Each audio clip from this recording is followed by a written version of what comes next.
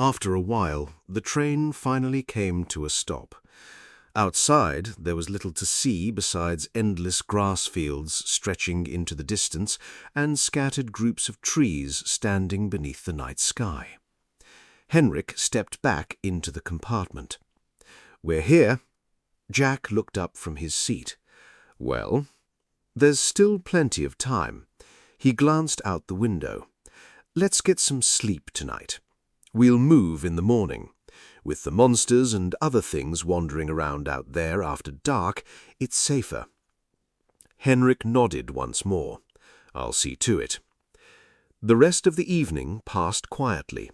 Eventually, everyone settled down for the night. By the next morning, the sun had already begun rising above the horizon. The group departed shortly afterward. They crossed fields covered in morning dew and passed through patches of woodland. Lydia walked alongside them. For a while she tried to keep pace on her own. Eventually Jack simply lifted her into his arms and continued carrying her. Lydia looked slightly embarrassed, but remained quiet. Jack ignored it. The journey continued. Several times, sounds in the woods made the men tighten their grip on their firearms. A distant howl, movement in the trees, strange noises carried by the wind. But nothing approached, nothing attacked. Eventually the trees began thinning. Then the landscape opened. Lydia's eyes widened. Before them stretched an enormous body of water. It seemed to continue endlessly into the distance. "Is that the ocean?" she asked. Jack shook his head. "No, this is Lake Arxen." He smiled slightly. "But don't worry, you'll see the ocean soon enough." Lydia continued staring at the water in silence. The sight had clearly impressed her. After some time, a small boat emerged in the distance. The vessel approached slowly and reached the shoreline. Jack looked toward the men who had accompanied them. "Well, you can return to the train now. Further instructions will be waiting for you there." The men nodded. None of them questioned the order. A few moments later, they turned and disappeared back into the forest. Jack, Lydia, and Henrik then climbed aboard the small boat. The journey across the water was brief. Further out waited a steamboat. Light fog drifted across parts of the lake, not enough to obscure visibility, but enough to create a calm atmosphere. One by one, they transferred onto the steamboat. The crew quickly prepared for departure. Soon the vessel began moving. The shoreline slowly disappeared behind them. Hours passed peacefully. Eventually they reached the opposite side of Lake Arxen. The steamboat then entered a wide river system. Jack stood near the railing, while Lydia observed everything around her. The scenery was unlike anything she had ever seen before. Henrik approached.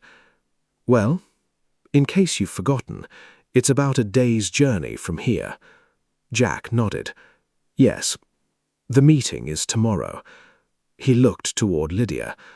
"But afterwards we should have some time, enough to show her around." Henrik nodded. Jack continued. "While I attend the meeting, you'll be responsible for her." Henrik glanced at Lydia, then back at Jack.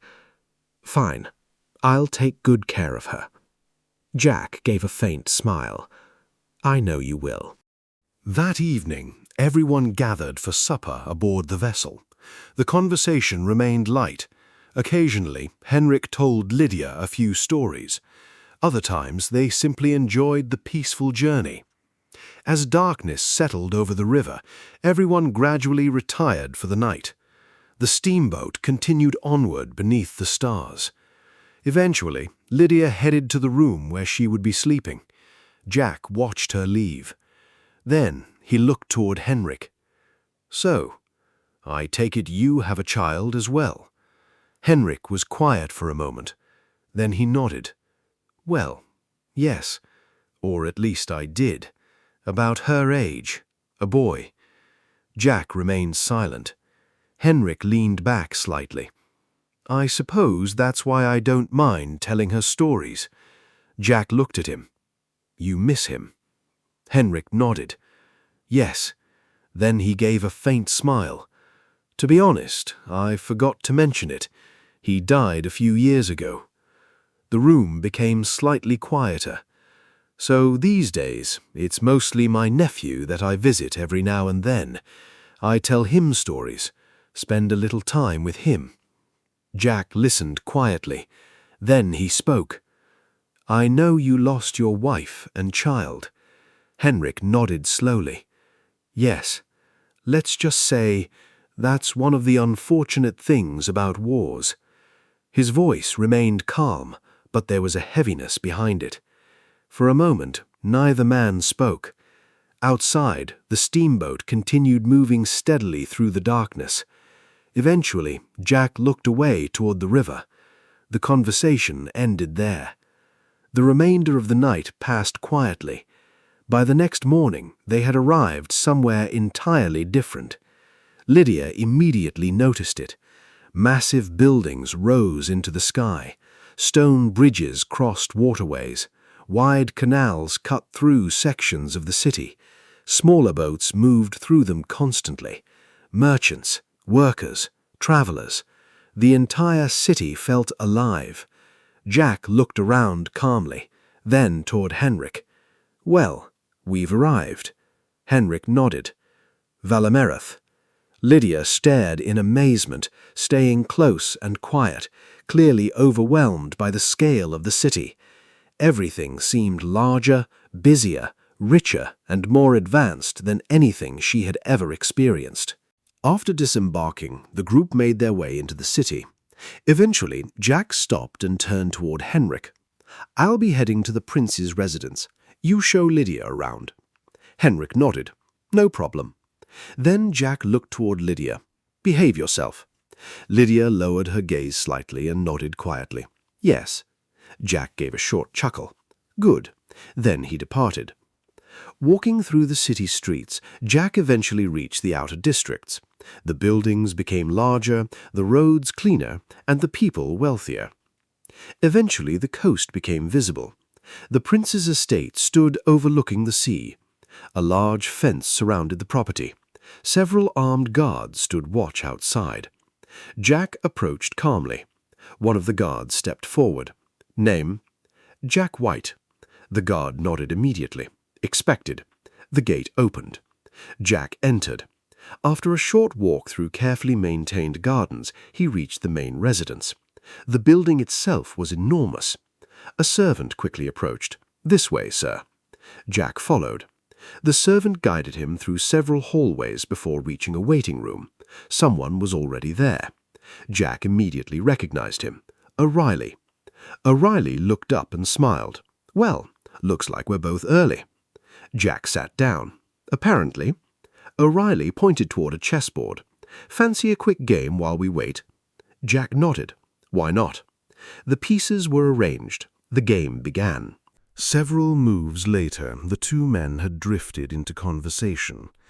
The game continued quietly. The room they sat in was spacious, with polished wooden floors and finely crafted wooden furniture that reflected quiet wealth rather than excess. Large windows stretched along one side of the room, opening a clear view over the ocean outside, where the water moved steadily beneath the light. The atmosphere was refined, grounded, and controlled. Then the doors opened. Both men looked up. The prince entered the room. Following closely behind him was his right-hand man, an elderly man with grey hair. The prince glanced toward them. "Well, good. Keep yourselves busy for now. I have a few things to handle." Both men nodded. The prince moved to his desk. His right-hand man followed. Several documents were waiting for him. The prince immediately began reviewing and signing them. For a few moments, only the soft sound of moving chess pieces and the faint rustle of paper filled the room. Then O'Reilly spoke. "You know, I think power is quite simple. There's nothing particularly complex about it." Jack looked at him. "Is that so?" O'Reilly nodded. "Yes. Power is simply the number of men willing to work for you, the soldiers that serve you, the weapons you have access to. That is power." Jack studied the board, then moved a piece. "I disagree." O'Reilly raised an eyebrow. "Oh?" Jack leaned back slightly.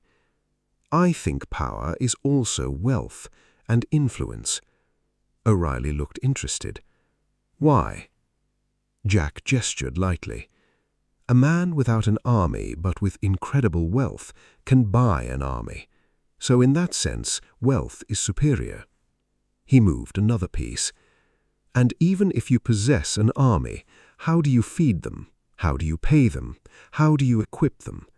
Without gold or silver, eventually they stop following orders." O'Reilly considered that. "Perhaps." Before he could continue, the prince finished signing the final document. He handed it to his right-hand man.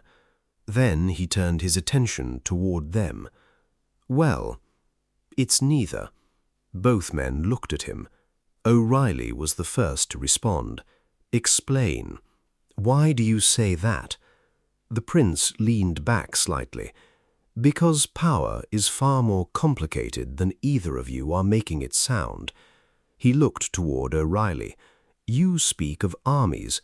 Let me ask you something. Are all men worth the same? Can an army of fools accomplish what an army of disciplined professionals can?" O'Reilly remained silent. The prince then turned toward Jack. "And you speak of wealth. Can fools hold on to their money? Can an undisciplined man keep what he has gained?" Jack remained quiet. The prince gave a faint smile. "You see, the point I am making is simple. A disciplined mind that remains focused and is not distracted by desires, temptations, arrogance, or foolishness will usually hold on to what it gains, whether that gain is power or wealth." He folded his hands. "A man who cannot be deceived, a man who cannot easily be manipulated, a man who remains aware of what is happening around him, that man can gain power, and more importantly, he can control it." The prince paused briefly. "That is why I do not enjoy dealing with fools, nor do I enjoy dealing with people who fail to understand this principle." He looked at both men. "Fortunately, both of you understand it rather well." His eyes narrowed slightly. "Power itself is complex, but a disciplined and focused mind gives a person access to it. It allows them to maintain it. It allows them to understand its flow." He gestured lightly toward the room. "You must also surround yourself with capable people. Every successful operation depends upon strong components. If one part fails, the entire machine may fail. In other words, what we are attempting here cannot be accomplished by ignorant fools. It requires disciplined minds, focused minds, capable minds." Only then did he continue.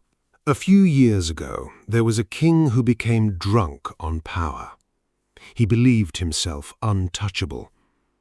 In the end, one of his own men removed his head from his body."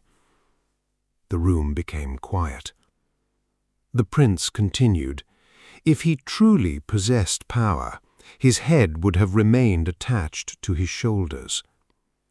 He paused briefly. "There was another king. A fool once joked that the king's taxes were so high that even the rain refused to visit the kingdom." O'Reilly smirked slightly. The prince continued. "The king found the joke amusing. So amusing, in fact, that he lowered the taxes. A few months later, the rains returned." He spread his hands slightly.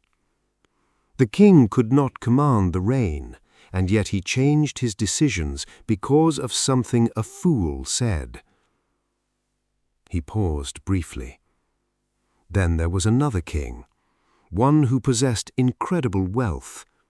He used that wealth to buy armies, to conquer lands, to expand his influence. For a time he appeared unstoppable. But in the end, he lost nearly everything. He was driven from his own home by his own people.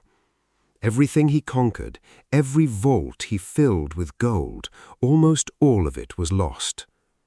Perhaps he kept a little, but very little. The prince looked between them. So what caused him to lose such a fortune? His own greed. The people suffered while they watched their king live in luxury. The men he paid to protect him watched their own families suffer. They watched their neighbors suffer. And eventually they began asking questions. The prince folded his hands. In all three examples, the kings did not truly possess the power they believed they held. One could not prevent his own death. One changed his decisions because of something a fool said. And one lost nearly everything because he could not control his own greed. His voice remained calm. Everything points back to the same principle. A man who lacks discipline, a man who lacks focus, a man who cannot resist his own nature, his own desires, his own greed, will eventually be destroyed by those very things. He paused briefly. You see, power itself is complex, but a disciplined mind gives a person access to it. It allows them to maintain it. It allows them to understand its flow.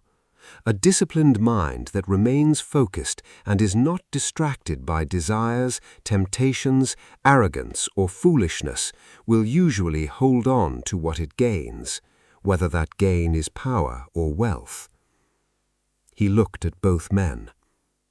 A man who cannot be deceived, a man who cannot be easily manipulated, a man who remains aware of what is happening around him, that man can gain power. And more importantly, he can control it. That is why I do not enjoy dealing with fools, nor do I enjoy dealing with people who fail to understand this principle. Fortunately, both of you understand it rather well.